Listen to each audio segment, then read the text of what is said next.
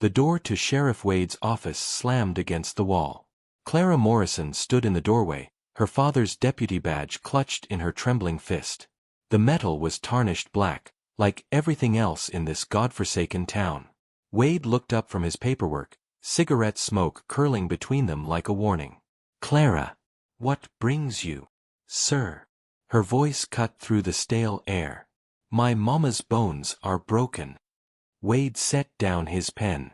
His eyes darted toward the window, then back to her face. "I heard about June. Real sorry about that. She can't take more pain." Clara stepped forward, placing the badge on Wade's desk with a metallic clang. "Your daddy knew the risks when he what? Told the truth." Wade's jaw tightened. "When he testified against Governor Holt. About the land schemes. About the murders." Clara leaned over the desk. "About all of it." "Clara, you need to be careful with words like that. He went against the whole West." Her voice grew stronger. "And they made sure we all paid." Wade stood, his chair scraping against the floorboards.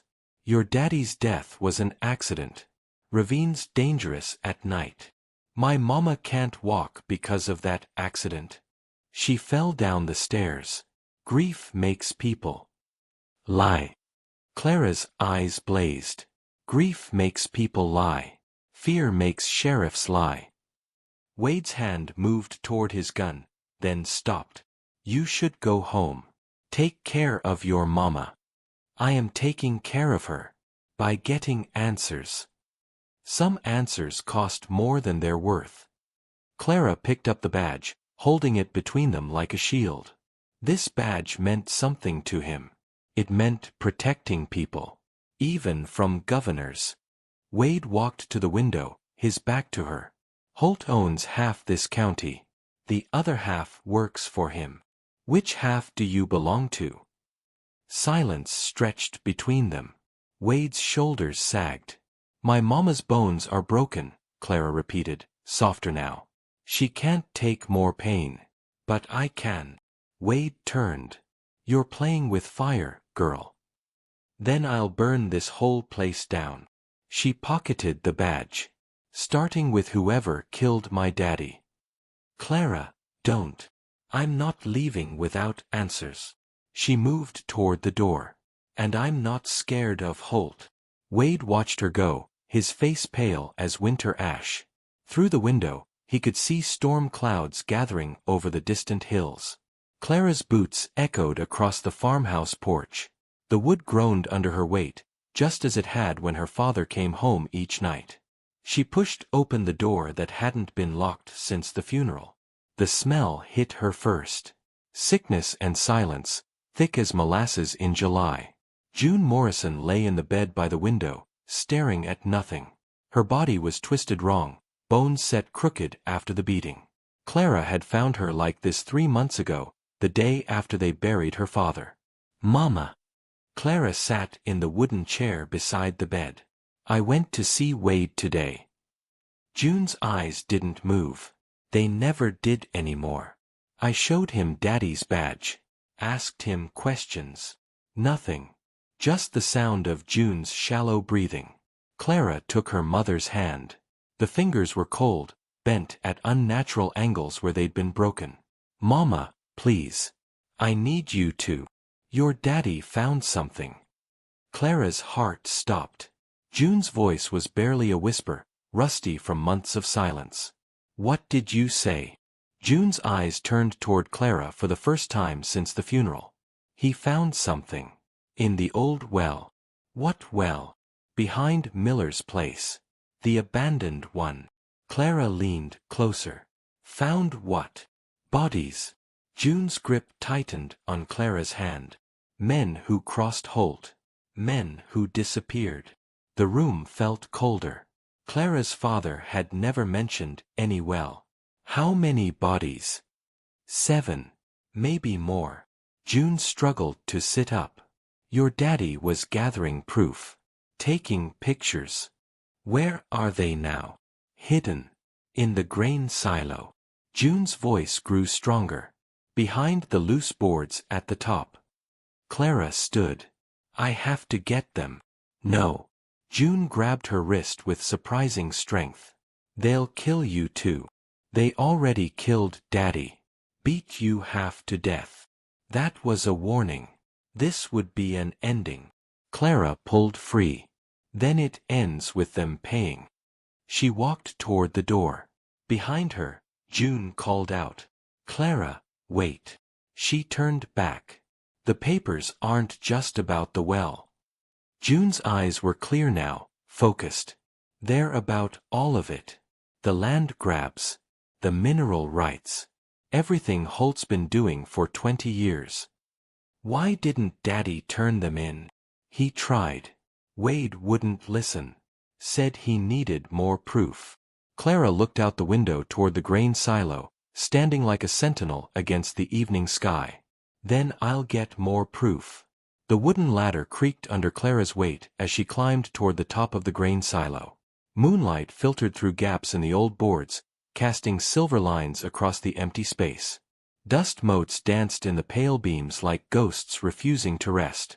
At the top, Clara felt along the wall until her fingers found loose boards. Behind them, wrapped in oiled cloth, was her father's leather satchel. Her hands shook as she opened it. Photographs spilled out. Bodies at the bottom of a well, twisted and broken. 7 men, just like her mother said. Maybe more in the shadows. Clara's stomach turned, but she kept looking. Each photo was labeled with a name and date. All men who had opposed Governor Holt. All officially listed as missing or accidental deaths. A sound below made her freeze. Footsteps on the ladder. Clara. She nearly dropped the satchel. Who's there? It's Thomas. Thomas Reed. A young man's head appeared at the top of the ladder, lantern in his hand. Clara recognized him from town. His father had been a deputy too, killed in a hunting accident 6 months ago. How did you know I was here? Saw you leave Wade's office. Figured you'd come looking eventually. Thomas climbed the rest of the way up. Your daddy and mine were partners. Partners in what? Thomas held up his own leather satchel. Building a case against Holt. Clara stared. Your father had evidence too? Half of it. They split everything up for safety. Thomas opened his satchel. More photographs. Lists of names. Legal documents. Together, it's enough to bury Holt and everyone who works for him. Why didn't they turn it in? They tried. Wade refused to act. Said they needed federal help. Clara felt something cold settle in her chest. Federal help? A marshal. Your daddy sent word to the territorial office before he died. Thomas looked out the silo window toward town. Marshals supposed to arrive next week. You sure? Got the telegram myself. 6 days. Clara looked at both satchels, evidence of their father's courage and sacrifice. What if Wade warns Holt we're asking questions? Then we better be ready. Thomas pulled out his father's deputy badge, tarnished like Clara's. They died trying to protect this town. Clara reached for her father's badge. Then we finish what they started. They clasped hands over the evidence, 2 orphaned children carrying their father's final mission. Outside, the wind howled through the grain fields, carrying whispers of the dead who demanded justice. Clara and Thomas spent the night in the abandoned Miller house, spreading evidence across the dusty floor like pieces of a terrible puzzle. Photographs of bodies, victim lists, forged land documents. By dawn, they had organized everything into a complete picture of Governor Holt's 20-year reign of murder and theft. Marshall should be in Millbrook by noon, Thomas said, packing the evidence back into both satchels. Clara nodded, but her thoughts were with her mother. I need to check on Mama first. They walked through the morning mist toward Clara's farmhouse. Wade's horse was tied outside the front porch. Clara's blood turned cold. It's a trap, Thomas whispered. Through the window, they could see Wade sitting beside June's bed. His gun was drawn, pointed at the broken woman's chest. "Please, Wade." June's voice carried through the thin walls. "She's all I have left." Clara burst through the door. "Let her go." Wade spun around, his face haggard and desperate. "Clara, don't make this harder than it has to be. You're the one holding a gun on a crippled woman. Holt's got my wife. My 2 boys. Wade's voice cracked. "Said if I don't bring you to him by sunrise tomorrow, he'll kill them all." Clara stepped closer. "So you kill my family instead? Your daddy's already dead. Your mama's dying anyway." Wade wiped his eyes with his free hand. "My kids got their whole lives ahead of them." June struggled to sit up in bed. "Wade, you have a choice. Same choice Sam had. Your husband chose wrong. Got himself killed. He chose right," Clara said. "And you let it happen." Wade's gun trembled. "I couldn't save him without losing my own family." Clara looked at Thomas, then back at Wade. Her decision came swiftly and certainly. "Thomas, take the evidence. Both satchels. Get to Millbrook." "Clara, no. Go. Now." Thomas hesitated, then grabbed the satchels and slipped out the back door. Wade made no move to stop him. "I won't run," Clara said, stepping toward Wade. "But let me say goodbye to Mama." Wade lowered his gun slightly. Clara knelt beside the bed and took her mother's broken hands. "Daddy's words will live through Thomas. The marshal will hear everything." June smiled for the first time since the funeral. "My brave girl." Clara kissed her mother's forehead. June whispered in her ear, "Tell them who you are." Clara stood and faced Wade. "I'm ready." Wade drove Clara to Governor Holt's ranch in silence, the iron gates opening like the mouth of some great beast. The main house sprawled across the hilltop, built with money stolen from dead men's families. Inside, Governor Holt sat behind an oak desk that could have served as a coffin for 2 men. His enforcer, Collins, stood guard by the window. Holt looked up as Wade pushed Clara into the room. "The troublemaker's daughter," Holt said, leaning back in his leather chair. "You look just like your father." "Good." Holt laughed, a sound like grinding stone. "He had spirit too. Look where it got him."